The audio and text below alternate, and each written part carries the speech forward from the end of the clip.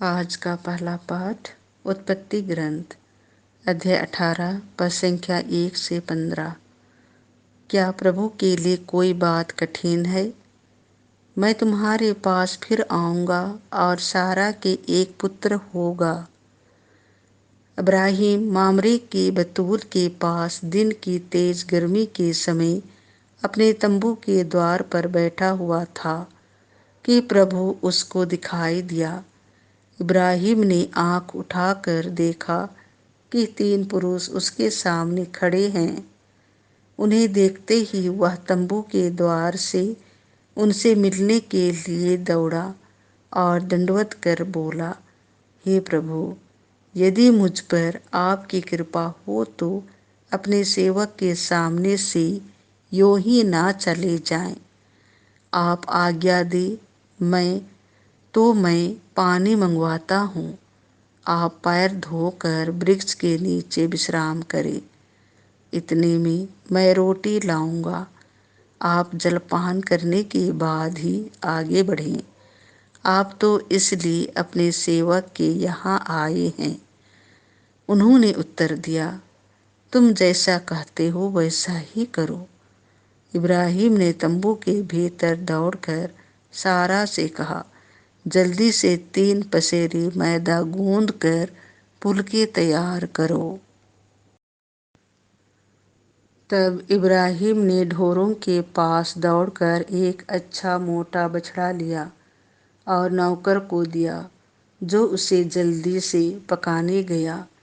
बाद में इब्राहिम ने दही, दूध और पकाया हुआ बछड़ा लेकर उनके सामने रख दिया और जब तक वे खाते रहे वह वृक्ष के नीचे खड़ा रहा। उन्होंने इब्राहिम से पूछा, तुम्हारी पत्नी सारा कहाँ है? उसने उत्तर दिया, वह तंबू के अंदर है।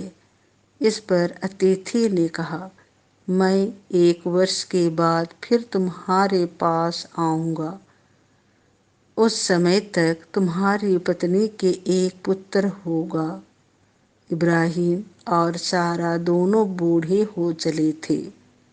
उनकी उम्र बहुत अधिक हो गई थी और सारा का मानसिक धर्म बंद हो गया था। इसीलिए सारा हंसने लगी और उसने अपने मन में कहा, क्या मैं अब भी पति के साथ रमन करूं? मैं तो मुरझा गई हूँ और मेरा पति भी बूढ़ा हो गया है। किंतु प्रभु ने इब्राहिम से कहा, सारा यह सोचकर क्यों हंसी कि क्या सचमुच बुढ़ापे में भी मैं माता बन सकती हूँ? क्या प्रभु के लिए कोई बात कठिन है? मैं अगले बरस इसी समय तुम्हारे यहाँ फिर आऊँगा और तब सारा के एक पुत्र होगा। सारा ने कहा, मैं नहीं हंसी, क्योंकि वह डर गई। किंतु उसने उत्तर दिया, तुम निश्चय ही हंसी थी।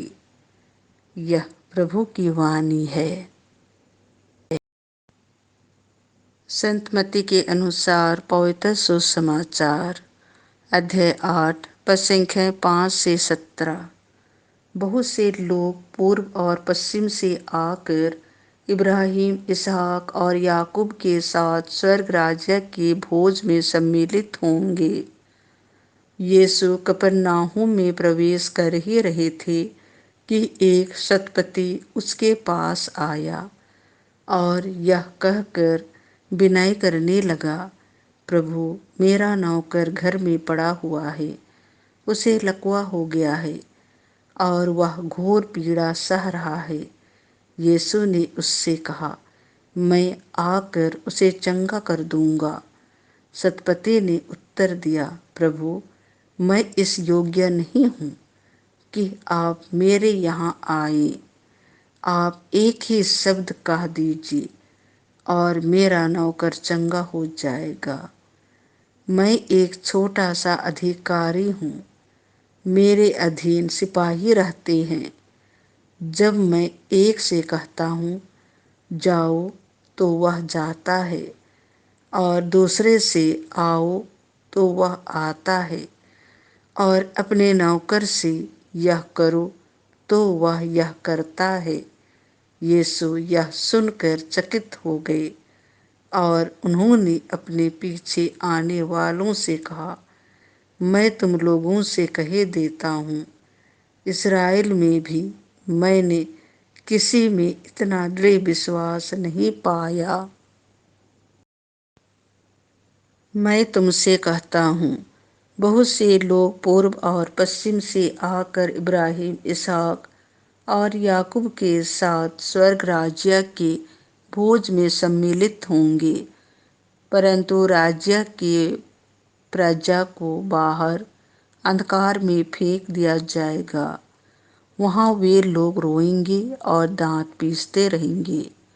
सतपति से यीशु ने कहा, जाइए, आपने जैसा विश्वास किया वैसा ही हो जाए। और उसी घड़ी उसका नौकर चंगा हो गया। पेतरुस ने घर पहुंचकर यीशु को पता चला कि पेतरुस की सास बुखार में पड़ी हुई है। उन्होंने उसका हाथ स्पर्श किया और उसका बुखार जाता रहा, और वह उठकर उनका सेवा सत्कार करने लगी। संध्या होने पर लोग बहुत से अवधूतों को यीशु के पास ले आए। यीशु ने शब्द मात्र कहकर अवधूतों को निकाला और सब रोगियों को चंगा किया। इस प्रकार नबी ईसायास का यह कथन पूरा हुआ, उसने हमारी दुर्बलताओं को दूर कर दिया और हमारे रोगों को अपने ऊपर ले लिया। यह प्रभु का सुसमाचार है। मैं तुमसे कहता हूँ, बहुत से लोग पूर्व और पश्चिम से आकर इब्राहिम, इसहाक और याकूब के साथ स्वर्ग राज्य के भोज में सम्मिलित होंगे, परंतु राज्य की प्रजा को बाहर अंधकार में फेंक दिया जाएगा। वहाँ वे लोग रोएंगे और दांत पीसते रहेंगे। सतपति से यीशु ने कहा, जाइए, आपने जैसा विश्वास किया वैसा ही हो जाए। और उसी घड़ी उसका नौकर चंगा हो गया। पेतरुस के घर पहुंचकर यीशु को पता चला कि पेतरुस की सास बुखार में पड़ी हुई है। उन्होंने उसका हाथ स्पर्श किया और उसका बुखार जाता रहा, और वह उठकर उनका सेवा सत्कार करने लगी। संध्या होने पर लोग बहुत से अवधूतों को, मैं तुमसे कहता हूँ, बहुत से लोग पूर्व और पश्चिम से आकर इब्राहिम, इसहाक और याकूब के साथ स्वर्ग राज्य के भोज में सम्मिलित होंगे, परंतु राज्य की प्रजा को बाहर अंधकार में फेंक दिया जाएगा। वहाँ वे लोग रोएंगे और दांत पीसते रहेंगे। सतपति से यीशु ने कहा, जाइए, आपने जैसा विश्वास किया वैसा ही हो जाए। और उसी घड़ी उसका नौकर चंगा हो गया। पेतरुस के घर पहुंचकर यीशु को पता चला कि पेतरुस की सास बुखार में पड़ी हुई है। उन्होंने उसका हाथ स्पर्श किया और उसका बुखार जाता रहा, और वह उठकर उनका सेवा सत्कार करने लगी। संध्या होने पर लोग बहुत से अवधूत ग्रस्तों को यीशु के पास ले आए। यीशु ने शब्द मात्र कहकर अवधूतों को निकाला और सब रोगियों को चंगा किया। इस प्रकार नबी ईसायास का यह कथन पूरा हुआ, उसने हमारी दुर्बलताओं को दूर कर दिया और हमारे रोगों को अपने ऊपर ले लिया। यह प्रभु का सुसमाचार है।